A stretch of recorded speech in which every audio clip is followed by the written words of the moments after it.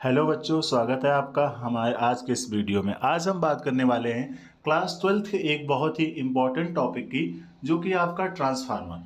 Transformer एक ऐसा topic है जिसके एग्जाम में आने की पॉसिबिलिटी बहुत ज़्यादा है।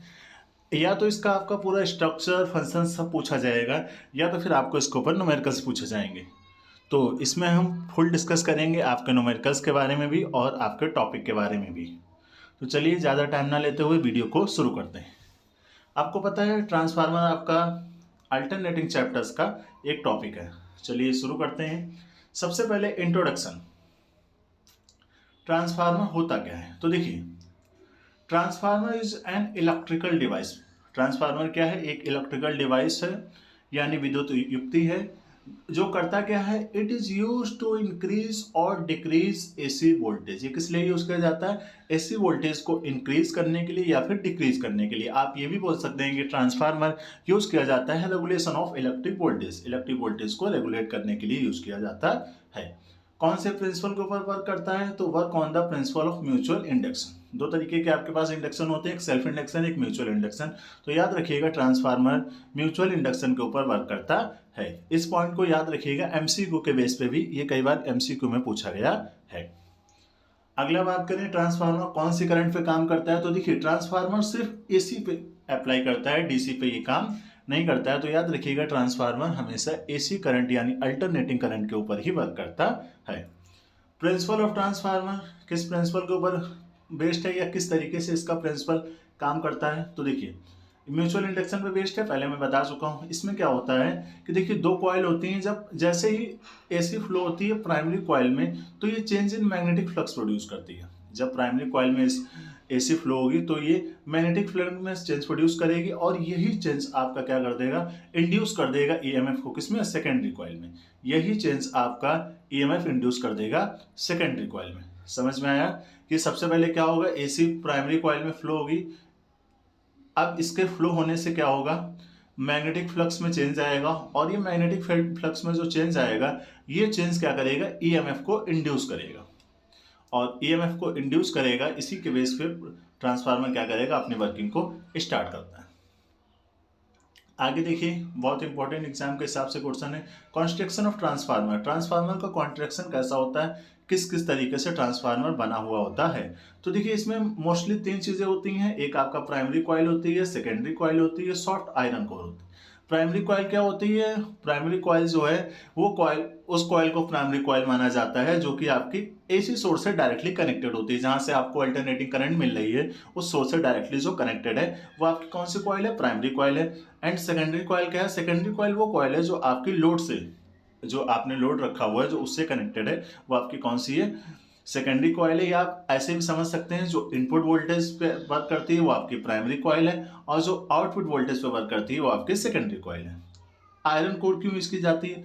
आयरन कोर इसलिए यूज की जाती है ताकि जो आपका रेजिस्टेंस है वो बहुत कम हो जाए, यानी provide low reluctance path of the magnetic field. Structure ध्यान रखिएगा, ये आपका ओवरऑल ट्रांसफार्मर का स्ट्रक्चर है, और ये आपका देखिए प्राइमरी एंड सेकेंडरी। ये स्टेप आपका बताया गया। आप चाहे तो स्टेप डाउन का भी बना सकते हैं। कितना डिफरेंस रहेगा?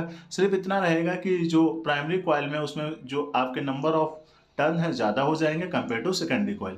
यहाँ पे क्या है? सेकेंडरी कॉइल में ज़्यादा है, प्राइमरी कॉइल में कम है। इसलिए कौन सा ट्रांसफार्मर है? स्टेप अप ट्रांसफार्मर है। डायग्राम को बहुत ध्यान से देख लीजिए, ये आपको एग्जाम में बनाने के लिए आएगा। आगे बढ़ते हैं। टाइप ऑफ ट्रांसफार्मर की अगर हम बात करें, ट्रांसफार्मर कितने तरीके के होते हैं? तो देखिए, वोल्टेज के रेगुलेशन के बेस पे ट्रांसफार्मर को दो पार्ट्स में डिवाइड किया गया है।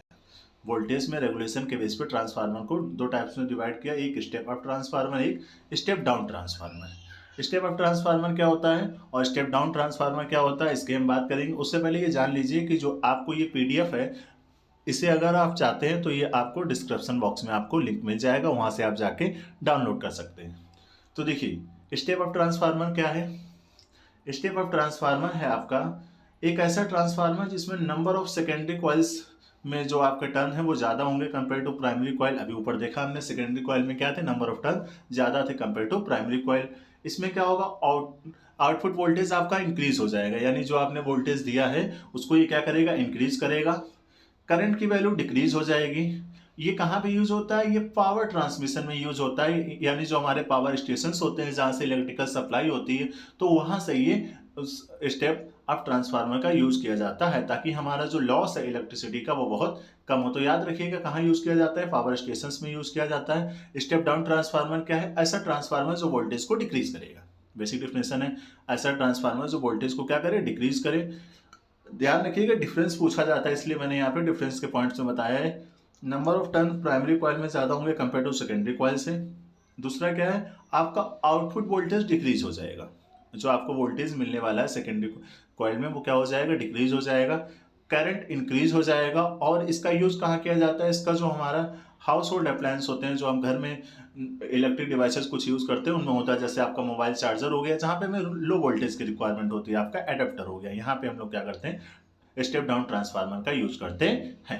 बहुत ध्यान से इनको देख लीजिए, ये आपके डिफरेंस कई बार पूछे गए हैं स्टेप और स्टेप डाउन ट्रांसफार्मर में। अगला जो हमारा पार्ट है ये न्यूमेरिकल्स के लिए आपका बहुत ज़्यादा इंपॉर्टेंट है। यहाँ पे जितने फॉर्मूले पॉसिबल थे सब मैंने मेंशन किए हैं इक्वेशन ऑफ ट्रांसफार्मर में। तो देखिए, इक्वेशन ऑफ ट्रांसफार्मर में सबसे पहले आपको induce EMF in primary coil का फॉर्मूला ध्यान रखना है। उसके बाद क्या है? Induce EMF in secondary coil. इनका भी फॉर्मूला आपको क्या रखना है? ध्यान रखना है। प्राइमरी कॉइल में इंड्यूस ईएमएफ और सेकेंडरी कॉइल में इंड्यूस ईएमएफ। जब आप दोनों का डिवाइड करेंगे तो इससे कैंसिल आउट हो जाते हैं, तो उसको फिर आपको ये दूसरी इक्वेशन मिलती है। क्या? सेकेंडरी कॉइल में कितना ईएमएफ है? प्राइमरी कॉइल में number of turn in secondary coil और number of turn in primary. तो यहां से आप डिसाइड कर सकते हैं। कई बार सवाल में पूछा जाता है, आपको नंबर ऑफ टर्न्स दिए होते हैं, आपसे पूछा जाता है कि प्राइमरी में इतने टर्न है, सेकेंडरी में इतने टर्न है, आप बताइए कि ट्रांसफार्मर स्टेप अप है कि स्टेप डाउन है। तो ध्यान रखिएगा, अगर सेकेंडरी कॉइल में नंबर ऑफ टर्न ज्यादा है तो आपका स्टेप अप ट्रांसफार्मर होगा, और अगर प्राइमरी कॉइल में नंबर ऑफ टर्न ज्यादा है तो स्टेप डाउन ट्रांसफार्मर होगा। तो ये फॉर्मूला आपके लिए इंपॉर्टेंट है, याद रखिएगा। आगे बात करते हैं। तो देखिए कुछ इक्वेशंस और हैं, जैसे कि नंबर ऑफ टर्न्स का रिलेशन है हमारा किसके साथ? करंट के साथ। करंट के साथ जब नंबर ऑफ टर्न्स का रिलेशन, आपको नंबर ऑफ टर्न्स देके करंट पूछेगा तो इस चीज को आप ध्यान रखिएगा। और ये पॉइंट बहुत अच्छे से याद कर लीजिए कि current is inversely proportional to number of turns. जितने ज्यादा आप टर्न्स बढ़ाएंगे उतनी करंट कम होती जाएगी।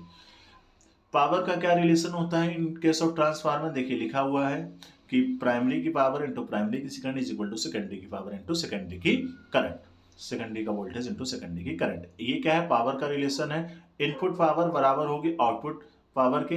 ये सिर्फ हम किस में मान के चलते हैं? आइडियल केस में, क्योंकि वहां पे एनर्जी का लॉस नहीं होता। तो इन आइडियल केस हम मान के चलेंगे कि इनपुट पावर किसके बराबर होगी? आउटपुट पावर के बराबर होगी। अब देखिए इफिशियंसी ऑफ ट्रांसफार्मर पे न्यूमेरिकल्स आते हैं, तो इस फॉर्मूले को लर्न कर लीजिए बहुत अच्छे से। इफिशियंसी क्या होता है? इफिशियंसी होता है कि देखिए जितना हमें आउटपुट में पावर मिला और जितना हमने इनपुट में पावर दिया था उसका रेशियो मल्टीप्लाई बाय 100। तो 100 किससे क्यों कहते हैं? क्योंकि हम इसको परसेंटेज में कन्वर्ट करना चाहते हैं। तो देखिए आउटपुट पावर और इनपुट पावर का रेशियो किया, मल्टीप्लाई से कर दिया 100। ये फॉर्मूला इंपॉर्टेंट है इफिशियंसी का, याद रखिएगा। और मैं आपको फिर रिपीट कर रहा हूँ कि इसका पीडीएफ आपको हमारे डिस्क्रिप्शन लिंक में मिल जाएगा, तो परेशान होने की रिक्वायरमेंट नहीं है। उसके बाद लॉस इन ट्रांसफार्मर, ये भी इंपॉर्टेंट टॉपिक है। ट्रांसफार्मर किस किस तरीके के लॉस होते हैं ये भी पूछा जा सकता है आपसे, और इवन देन एक दो बार पूछा भी गया है। तो किससे किससे लॉस होता है? आपका कॉपर लॉस हो सकता है। कॉपर लॉस किससे होगा? ड्यू टू रेजिस्टेंस, मटेरियल का रेजिस्टेंस की वजह से होगा। एडी करंट लॉस होता है जो कि आपके ट्रांसफार्मर में प्रोड्यूस हो जाती है कई बार, और हिस्टेरिसिस लॉस भी होता है।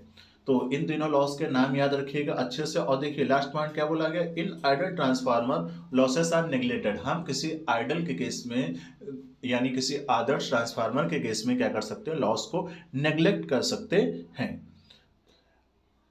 तो यहाँ पे हमारा ये ट्रांसफार्मर का टॉपिक आपका खत्म हो गया है। और हमने जो है एक सीरीज शुरू की है जिसमें हम तो क्लास 12th के जितने भी इंपॉर्टेंट